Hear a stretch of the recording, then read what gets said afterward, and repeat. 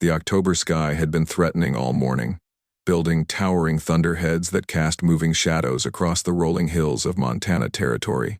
Eleanor Winters stood on the porch of her modest ranch house, watching the dark clouds gather with the practiced eye of someone who had learned to read the prairie's moods.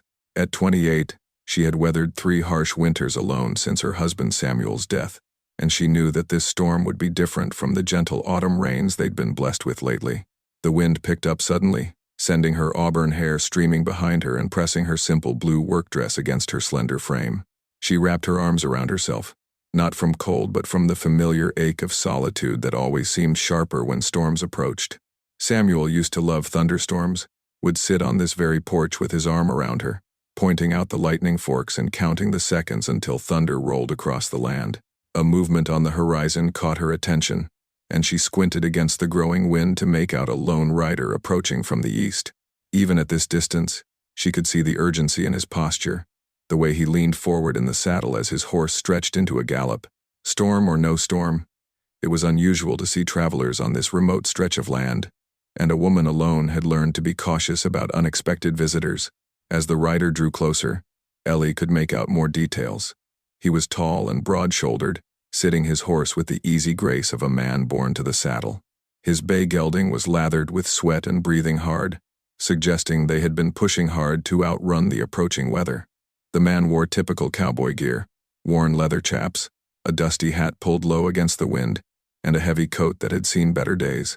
Thunder rumbled in the distance, still far off but growing stronger, and the first fat raindrops began to spatter against the porch roof. The rider was close enough now that she could see his face beneath the shadow of his hat brim, weathered and tanned, with strong features and eyes that looked worried as they scanned the threatening sky. "Ma'am," he called out as he approached the yard, his voice carrying clearly despite the wind. "Begging your pardon, but I'm wondering if you might have shelter for a man and horse. This storm's coming in fast and hard." Ellie hesitated for just a moment, weighing caution against basic frontier hospitality. The man seemed respectable enough, and no one with ill intentions would announce themselves so openly. Besides, the unwritten law of the plains demanded that shelter be offered to anyone caught in dangerous weather. "The barn's that way," she called back, pointing toward the large structure that sat 50 yards from the house. "There's hay for your horse, and dry space for both of you." The cowboy touched his hat brim in gratitude and spurred his tired mount toward the barn just as the sky opened up and released a torrent of rain that seemed to come down all at once. Lightning cracked overhead with brilliant intensity, followed immediately by thunder so loud it seemed to shake the ground beneath Ellie's feet. She watched through the sudden downpour as the stranger led his horse into the barn, noting the careful way he handled the tired animal despite his own obvious need for shelter. There was something about his manner, gentle but competent, urgent but not panicked, that spoke well of his character. As she turned to go back inside, another brilliant flash of lightning illuminated the yard, and she realized with a start that the storm was directly overhead now. The rain was coming down so hard she could barely see the barn through the gray curtain of water, and the wind was picking up to dangerous levels. Inside the barn, Caleb Rodriguez shook the water from his coat and looked around with relief at the solid structure that surrounded him. The building was well maintained, with tight walls that kept out the driving rain and a sturdy roof that barely trembled under the assault of wind and water. His horse, a faithful gelding named Scout, stood with his head down and sides heaving, grateful to be out of the storm. Caleb had been riding fence for the Double Bar Ranch when the storm caught him, still 15 miles from home with nowhere to take shelter except this unexpected haven. He'd been in Montana Territory for 2 years now, working various ranches and slowly building a reputation as a reliable hand, but he'd never experienced a storm quite like this one. The lightning was almost constant now, turning the barn's interior into a flickering dance of light and shadow. He began unsaddling Scout with practiced efficiency, his hands working automatically while his mind wandered to the woman who had offered him shelter. Even through the driving rain and his own urgent need to reach safety, he had noticed her unusual grace and the way she'd assessed the situation with calm intelligence rather than fear. Most women alone on isolated homesteads would have been more cautious about allowing a stranger near their property. The barn was clearly the domain of someone who took pride in their work. The stalls were clean and well-maintained, tools hung in organized rows along the walls, and the hay was fresh and sweet-smelling. A pair of milk cows stood in the far corner, chewing their cud with bovine contentment, apparently unconcerned by the violence of the storm raging outside. Thunder crashed overhead with such force that Scout shied nervously, and Caleb spoke to him in the mixture of English and Spanish he'd learned as a boy in New Mexico. Fácil. This storm can't touch us here. As he rubbed the horse down with a handful of clean straw, Caleb found himself thinking about the woman again. He had caught a glimpse of sad, intelligent eyes and hair the color of autumn leaves. But more than her appearance, it was her bearing that intrigued him. There had been something in her posture that spoke of someone who had learned to stand alone against whatever life might throw at her. The barn door suddenly rattled under a particularly fierce gust of wind, and Caleb looked up to see water beginning to seep under the threshold. The storm was intensifying rather than passing through, and he realized with growing concern that this was going to be a long siege, rather than a brief squall. A brilliant flash of lightning followed immediately by deafening thunder made Scout rear in his stall, and Caleb moved quickly to calm the frightened animal. As he did, he heard something that made his blood run cold, the distinctive sound of wind that meant business, the kind of howling that could strip shingles from roofs and topple trees. Through a crack in the barn wall, he could see the house barely visible through the storm, and he found himself worrying about the woman who had shown him such kindness. This was tornado weather, the kind of storm that could turn deadly without warning. Here in the barn, surrounded by solid walls and with Scout for company, he felt relatively secure. But the woman was alone in that house, and if the storm got worse, another tremendous crack of thunder shook the building, and Caleb made a decision. Securing Scout's lead rope to ensure the horse couldn't panic and hurt himself, he pulled his coat back on and prepared to make a dash for the house.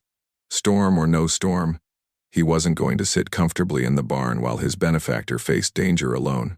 Ellie had just finished lighting the oil lamps against the growing darkness when she heard pounding on her front door. Through the window, she could barely make out a figure hunched against the driving rain, and her heart skipped as she realized it was the cowboy from the barn. She opened the door quickly, stepping back as he practically fell inside, water streaming from his coat and hat. "What's wrong?" she asked immediately. "Is your horse hurt?" "No, ma'am," Caleb replied, pulling off his sodden hat and running a hand through dark hair plastered to his skull. "But this storm's getting worse by the minute, and I couldn't sit comfortable in that barn knowing you were up here alone. This is tornado weather, and if it gets bad enough, the barn's going to be the safest place for both of us." Ellie felt a flutter of something she couldn't quite name, surprise at his concern, gratitude for his thoughtfulness, and perhaps a touch of something warmer. It had been so long since anyone had worried about her safety that she'd almost forgotten what it felt like to be protected. "I appreciate your concern, Mr. Rodriguez." "Caleb Rodriguez, ma'am. I ride for the Double Bar Ranch when I'm not getting caught in biblical storms." His slight smile took any sting out of his self-deprecating words. "I'm Eleanor Winters. Ellie, if you prefer." She gestured toward the kitchen. "You're soaked through. Let me get you some coffee and we can assess the situation." As she bustled around preparing coffee on her wood stove, Ellie found herself stealing glances at her unexpected guest. Now that he was out of the storm and had removed his coat, she could see that he was younger than she'd first thought, probably in his early 30s, with the lean build of a working cowboy. His features showed mixed heritage, the strong bones and dark eyes that spoke of Mexican ancestry, combined with something else that was harder to place. "You've got a nice place here," Caleb observed, looking around the neat kitchen with its hand-hewn table and carefully organized shelves. "Your husband built this house?" "Yes," Ellie replied simply, not elaborating.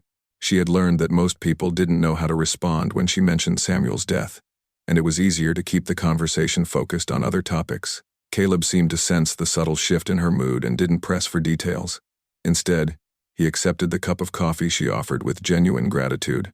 "This is perfect, thank you. I have to say, ma'am, you were mighty kind to offer shelter to a stranger. Not everyone would have been so generous." "Frontier hospitality isn't kindness," Ellie said with a slight smile. "It's survival. We all depend on each other out here, whether we know each other or not." They sat in comfortable quiet for a few minutes, listening to the storm rage outside with increasing violence. The wind was howling now with a sound that made the house creak and groan, and the lightning was so frequent that the kitchen stayed almost constantly illuminated despite the growing darkness of the afternoon. "Mrs. Winters," Caleb said finally, his expression serious, "I've been through a lot of storms, and this one's got all the signs of a real killer. The way the wind's shifting, the color of those clouds. I think we need to seriously consider moving to the barn." It's built lower and stronger than this house, and if we get a twister, as if summoned by his words, a tremendous gust of wind hit the house with such force that the windows rattled in their frames and the oil lamps flickered wildly. Ellie felt her stomach clench with fear as she realized he was right. She had lived through tornado season for years, but she had never experienced anything quite like the raw power of this storm. "All right," she said, standing with sudden decision. "Let me gather a few things. If we're going to wait this out in the barn, we might as well be as comfortable as possible." "Smart thinking," Caleb approved. "What can I help you carry?" Working together with efficient urgency, they gathered blankets, more oil lamps, some food from the pantry, and Ellie's late husband's rifle from over the mantelpiece. Outside, the storm continued to build, the thunder now a constant rumble punctuated by crashes that seemed to shake the very foundations of the earth. The run from the house to the barn was a nightmare of wind and water that seemed determined to knock them off their feet. Caleb kept one hand on Ellie's arm to steady her while the other clutched their hastily assembled supplies. The 50 yards between buildings felt like 50 miles as they battled against wind so fierce it was difficult to breathe and rain that stung like thrown pebbles. They burst through the barn door, gasping and laughing with the wild relief of people who had just survived something genuinely dangerous. Scout nickered a greeting from his stall, apparently pleased to have company, while the milk cows continued their placid chewing, completely unimpressed by the human drama unfolding around them. "Well," Ellie said, pushing wet hair back from her face and looking around at their temporary refuge, "I suppose there are worse places to wait out a storm." The barn suddenly felt much cozier than it had when Caleb first sought shelter there. The presence of another human being, especially one with Ellie's natural warmth and competence, transformed the space from a mere shelter into something approaching a home. They worked together to set up their makeshift camp in the hayloft, where the sweet-smelling hay would provide both comfort and insulation against the cold. "I have to admit," Ellie said as she spread blankets over the hay, "this is the most excitement I've had in quite some time. Living alone on a ranch doesn't provide much in the way of adventure." "How long have you been managing this place by yourself?" Caleb asked, then immediately looked apologetic. "Forgive me, that's probably not my business." "It's all right," Ellie replied, settling herself on the improvised bed they had created. 3 years now. My husband died of pneumonia during a particularly bad winter, and I've been stubborn enough to stay on ever since." "That takes considerable courage," Caleb said seriously. "Most women would have sold out and moved back east. Most women didn't fall in love with this land the way I did," Ellie said with a slight smile. "Samuel used to say I had more dirt in my veins than blood." He wasn't wrong. Outside, the storm continued its assault with undiminished fury, but inside the barn, surrounded by the comforting smells of hay and horses, the violence seemed distant and manageable. They shared the simple meal Ellie had grabbed from her pantry, bread, cheese, and preserved fruit, while trading stories of their respective pasts. Caleb told her about growing up on a small ranch in New Mexico, the son of a Mexican father and an Irish mother who had met during the Mexican-American War. His natural storytelling ability soon had Ellie laughing at tales of childhood misadventures and the various characters he had encountered during his wandering years as a cowboy. "You have a gift for making the ordinary sound extraordinary," Ellie observed, genuinely delighted by his tales.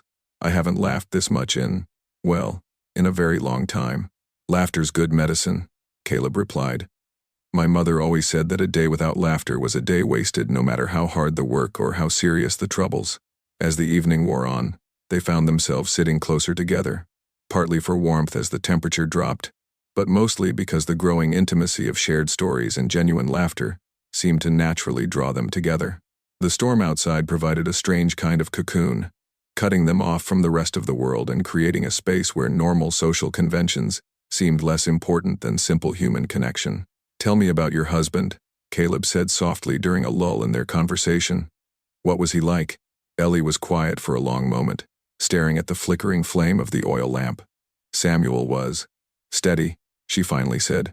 "Kind, hardworking, completely devoted to this land and to me. He wasn't the most exciting man in the world, but he was good through and through. The kind of man who would give you the shirt off his back if you needed it." "Sounds like he was lucky to have you," Caleb said gently. "I was the lucky one," Ellie replied. "He gave me a home, a purpose, and 3 wonderful years of marriage. I just wish—" She trailed off, looking embarrassed. "Wish what?" I wish I could remember what it felt like to laugh with him the way I've been laughing tonight, she admitted. We were happy, but we were also very serious people. Maybe too serious. Thunder crashed overhead with renewed violence, and a brilliant flash of lightning illuminated the barn through every crack and crevice. In that moment of stark illumination, Caleb and Ellie could see each other clearly.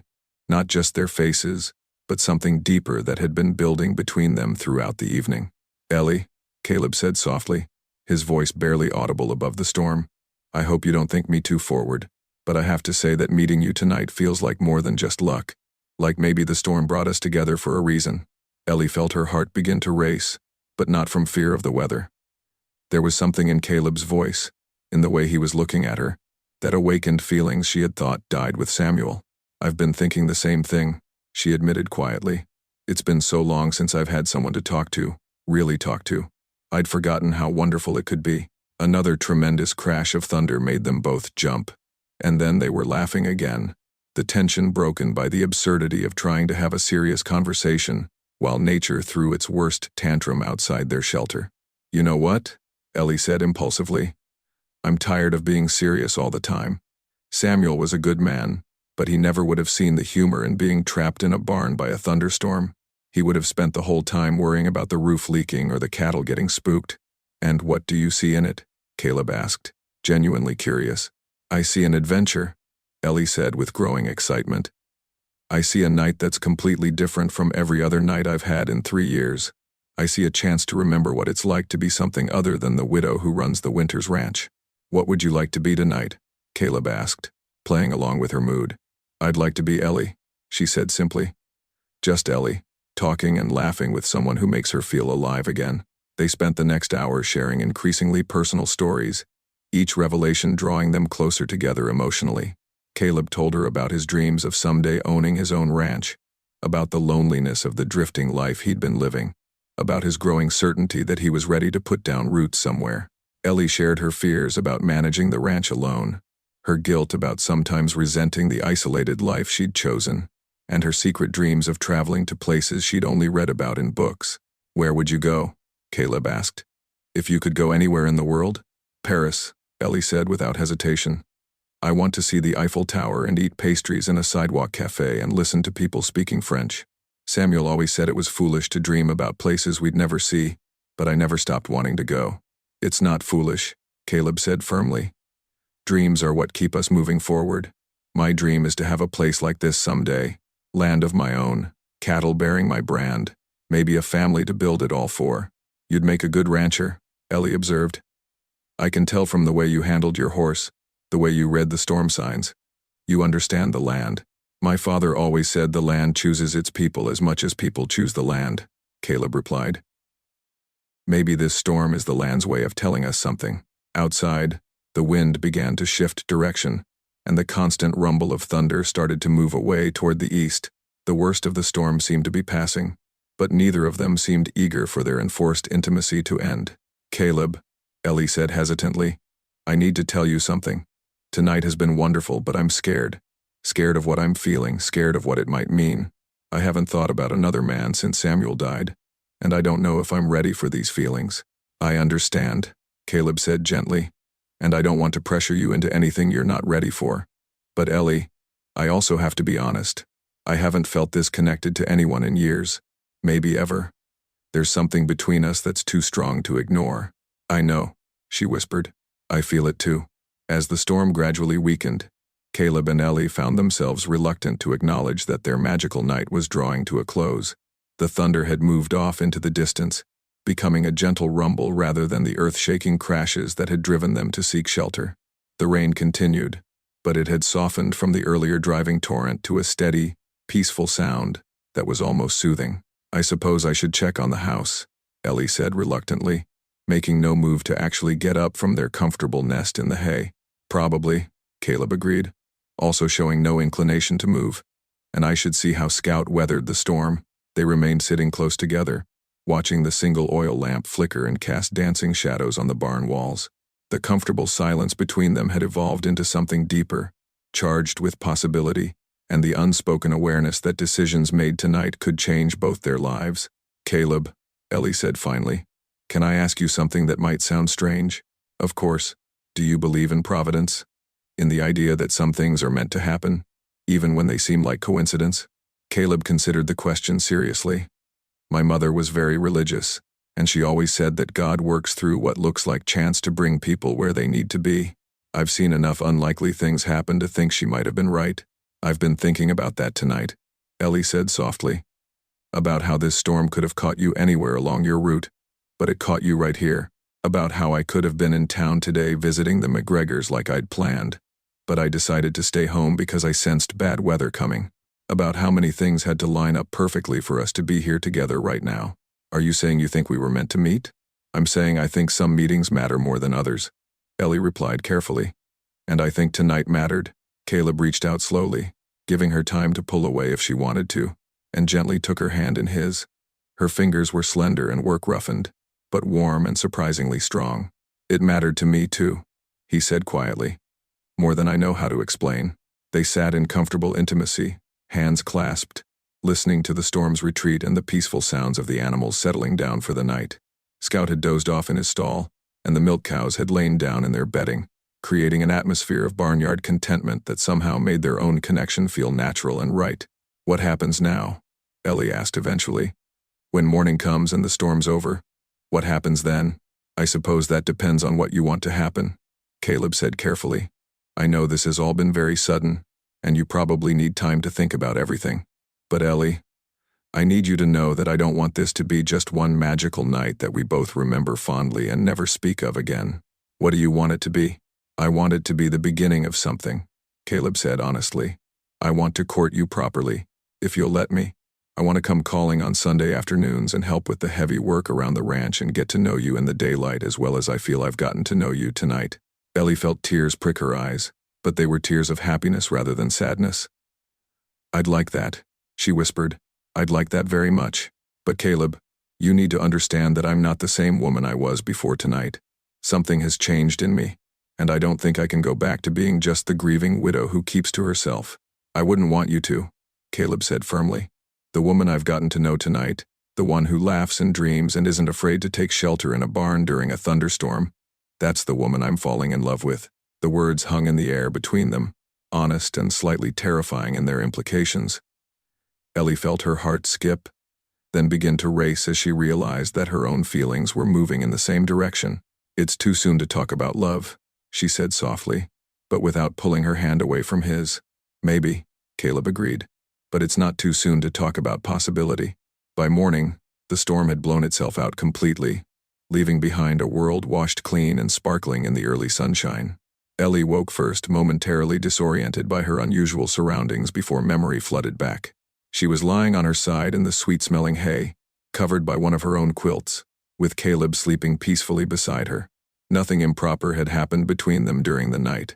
They had maintained careful boundaries even while sharing the warmth of blankets and proximity.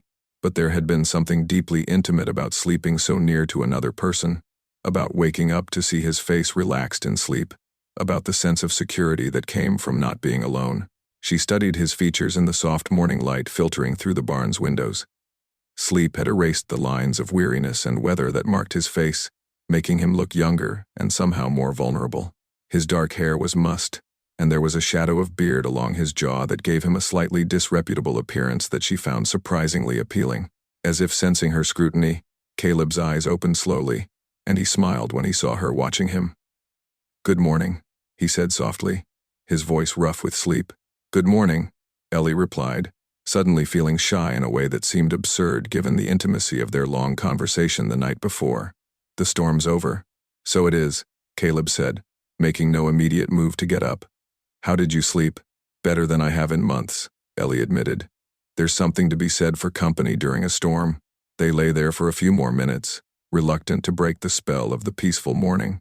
Outside, birds were beginning to sing, and the sounds of the barnyard animals suggested that everyone had weathered the storm successfully. But inside their cocoon of hay and blankets, time seemed suspended. "I should check on the house," Ellie said finally, forcing herself to sit up. "See if there's any damage from the storm. And I should tend to scout and think about heading back to the double bar," Caleb said, though he looked as reluctant as she felt. "They'll be wondering what happened to me." But instead of immediately beginning their morning routines, They found themselves looking at each other uncertainly, both aware that the magic of the night was about to give way to the practical realities of their separate lives. "Caleb," Ellie said hesitantly, "about what we talked about last night. I hope you don't think I was just caught up in the drama of the storm. The things I said, the way I felt, it wasn't just the excitement of the moment." "I was hoping you'd say that," Caleb replied with obvious relief, "because everything I told you was true too. I meant what I said about wanting to court you, about seeing where this could lead. Then we'll see each other again soon. If you're willing, I'd like to come calling this Sunday. Bring some flowers, maybe sit on your porch and talk like proper folks do." Ellie smiled at the slightly old-fashioned formality of his proposal. After the extraordinary intimacy of their storm-bound night, the idea of traditional courtship seemed almost quaint, but there was something appealing about taking the time to build their relationship properly, without the artificial urgency that the storm had created.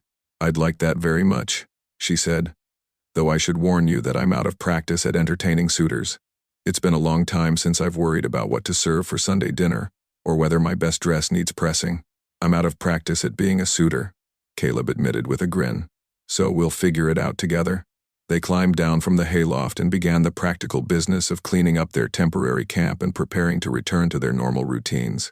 But there was a new quality to their interactions now: awareness of each other, a tendency for their hands to brush when they reached for the same object, a series of shared smiles that acknowledged the change in their relationship. The inspection of Ellie's property revealed that they had been fortunate. A few shingles had blown off the barn roof, and the vegetable garden showed the effects of the driving rain. But there was no serious damage. The house had weathered the storm with typical frontier sturdiness, and even Ellie's prized flower beds had survived relatively intact. "You built well," Caleb observed as they walked around the house, checking for loose boards or broken windows. "Your husband knew what he was doing when he chose this site." "Samuel was very practical about everything," Ellie said. "He always said that out here, you built for the worst weather you could imagine, then built a little stronger than that." As they completed their survey, Caleb prepared Scout for the ride back to the Double Bar Ranch. The horse seemed refreshed by his night of rest and good feed, and he danced slightly as Caleb tightened the cinch, eager to be moving again. "How far is it to your ranch?" Ellie asked, running her hand along Scout's neck and admiring the animal's intelligent eyes and gentle temperament. "About 8 miles northeast of here," Caleb replied. "An easy ride in good weather. I should be able to make it back in time for the noon meal, and hopefully before anyone gets too worried about where I spent the night. Will there be questions?" "Probably," Caleb said with a slight smile. "Ranch hands are worse gossips than church ladies sometimes, but I'll just tell them I found good shelter and leave it at that." They stood together in the bright morning sunshine, both aware that this moment marked the end of their storm-imposed intimacy and the beginning of whatever came next. The night in the barn already seemed like something that had happened to other people, magical and slightly unreal in the clear light of day. "Ellie," Caleb said seriously, "I want you to know that if you have second thoughts about Sunday, if you decide that last night was just the storm, making us both a little crazy, I'll understand. No hard feelings, no pressure. And if you decide that a widow with a ranch to run and probably more complications than you bargained for isn't what you're looking for, I'll understand too," Ellie replied. They looked at each other for a long moment, each offering the other an escape route while secretly hoping it wouldn't be taken. "I'll see you Sunday," Caleb said finally, swinging up into the saddle with fluid grace. "I'll be here," Ellie promised. She stood in the yard and watched him ride away until he disappeared over the eastern hills, then turned back toward her house with a strange mixture of contentment and anticipation filling her chest. For the first time in 3 years, she had something to look forward to besides the daily routine of ranch work. The next few days passed with unusual speed as Ellie found herself preparing for Sunday with an attention to detail that would have amused her just a week earlier. She pressed her best dress, planned an elaborate meal, and even picked flowers from her garden to brighten the house. The widow who had gotten by with simple functionality for so long rediscovered the pleasure of making things beautiful. On Saturday evening, as she stood in her kitchen putting the finishing touches on a pie that would serve as dessert the next day, Ellie realized that she was humming for the first time since Samuel's death. The tune was one her mother had sung when Ellie was a child, and it seemed to emerge from some deep, happy place she had thought was gone forever. When Sunday morning dawned clear and bright, Ellie woke with a flutter of nervous excitement that reminded her of her younger self preparing for her first real dance. She dressed with unusual care in her best blue dress, the one that brought out the color of her eyes and fit her slender figure in a way that was both modest and flattering. Caleb arrived at precisely 2 o'clock, riding up to the house with a bouquet of wildflowers in one hand and wearing what was obviously his best clothes. His hair was neatly combed, his face freshly shaved, and his boots polished to a shine that reflected the afternoon sun. He looked nervous but determined as he dismounted and approached the porch where Ellie waited to greet him. "Miss Ellie," he said formally, presenting the flowers with a slight bow that managed to be both courtly and natural. "Thank you for agreeing to see me." "Thank you for coming," Ellie replied, accepting the bouquet with genuine pleasure. "And thank you for the flowers. They're beautiful." "Not as beautiful as you," Caleb said simply, and Ellie felt herself blush at the sincere compliment. The afternoon that followed was everything a proper courtship call should be. They sat on the porch and talked about safe topics, the weather, local news, their respective work, but underneath the conventional conversation flowed the deeper current of connection they had discovered during the storm, lending significance to even the most mundane exchanges. Ellie served dinner on her best china, and they ate at the kitchen table, while maintaining the careful boundaries that propriety demanded. But when Caleb complimented her cooking, or when their eyes met across the table, the memory of their storm-bound intimacy added layers of meaning to every interaction. "This has been wonderful," Caleb said as the afternoon began to wind down. "But I confess, I keep thinking about the night in the barn. Not because this isn't nice," he added quickly, "but because that night felt so real, so honest." "I know what you mean," Ellie said with relief. "I've been feeling the same way. It's as if we have to pretend we don't know each other as well as we do." "Maybe that's the problem with conventional courtship," Caleb suggested. "It assumes people need time to discover whether they're compatible, but sometimes you just know." "Do you know?" Ellie asked softly. "I know that I've thought about you every day since the storm," Caleb said seriously. "I know that I've been counting the hours until I could see you again. I know that when I imagine my future now, you're part of it. I know that I've been happier this week than I've been in 3 years. Ellie replied. "I know that when I think about going back to the way things were before the storm, it feels impossible. And I know that what I feel for you is different from anything I've ever experienced before." They sat in silence for a moment, both aware that they had moved beyond the safe boundaries of conventional courtship into something more profound and honest. "Ellie," Caleb said finally, "I don't want to rush you, but I also don't want to pretend that what's between us is ordinary. Would you be willing to skip some of the formal steps? To acknowledge that we already know each other in ways that matter?" "What are you asking exactly?" "I'm asking if you would consider a shorter engagement than might be traditional.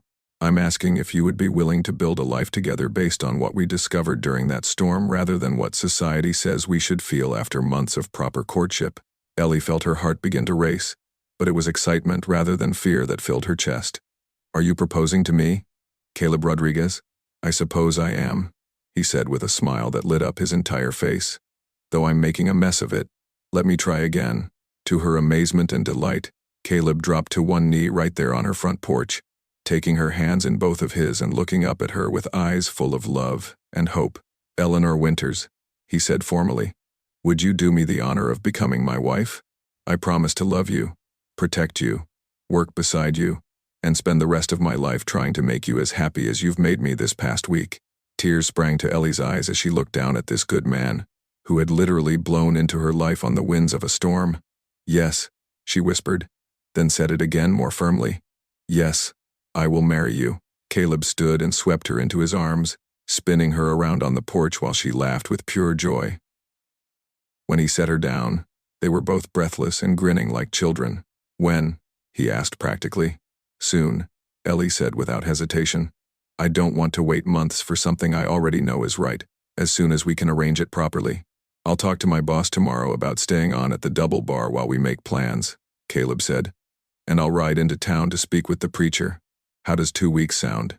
"Perfect," Ellie breathed, hardly able to believe how quickly her life was changing. 2 weeks later, on a crisp October morning with the aspen trees blazing gold against the Montana sky, Ellie and Caleb were married in the little church in Cedar Falls. The ceremony was simple but heartfelt, attended by the small community of ranchers and townspeople who had come to know and respect Ellie during her years of widowhood. Mrs. McGregor, the doctor's wife, had helped Ellie alter her mother's wedding dress to fit perfectly, and Caleb wore a new suit, ordered specially from Denver. As they exchanged vows in the little wooden church with its hand-carved altar, both felt the rightness of their decision in their very bones. The reception that followed was held at the Winters Ranch, with tables set up in the yard and the entire community contributing food and music. As the sun set and the dancing began, Ellie found herself overwhelmed by the contrast between this joyful celebration and the lonely life she had been living just a month earlier. "Any regrets?" Caleb asked as they danced to a fiddle tune under the stars, surrounded by friends and neighbors who had become like family. "Only that we waited 2 whole weeks," Ellie replied with a laugh. "That storm was the best thing that ever happened to me." "To us," Caleb corrected, pulling her closer. "And this is just the beginning." As the evening wound down and their guests began to head home, Ellie and Caleb found themselves alone on their front porch, much as they had been on that first Sunday afternoon. But now they were husband and wife, with a lifetime of shared tomorrows stretching ahead of them. "I've been thinking," Caleb said as they sat together on the porch swing he had built and installed as a wedding gift, "about what your husband said about building for the worst weather you can imagine." "What about it?" "I think he was talking about more than just houses and barns," Caleb said thoughtfully. "I think he was talking about building a life strong enough to weather any storm. And I think that's what we're going to do. Build something so solid and so rooted in love that no storm can shake it." "I like that idea," Ellie said, snuggling closer to her new husband. "Though I have to say, I'll always have a soft spot for thunderstorms. After all, that's how I found my second chance at happiness." "Our second chance," Caleb corrected gently. "We found each other." As if summoned by their conversation, distant thunder rumbled across the prairie, and they looked up to see lightning flickering on the far horizon. But this time, instead of seeking shelter, they remained on the porch and watched the storm pass safely by in the distance. Years later, when their children asked about how their parents had met, Ellie and Caleb would tell the story of the barn and the storm with wonder in their voices, as if they still couldn't quite believe their good fortune. They would speak of providence and timing, of the way love could arrive as suddenly and powerfully as prairie thunder, transforming everything in its path.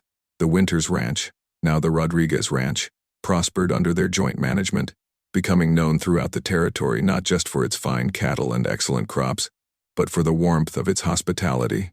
Travelers caught in storms always found shelter there, and more than one romance bloomed in the very barn where Ellie and Caleb had discovered their own love.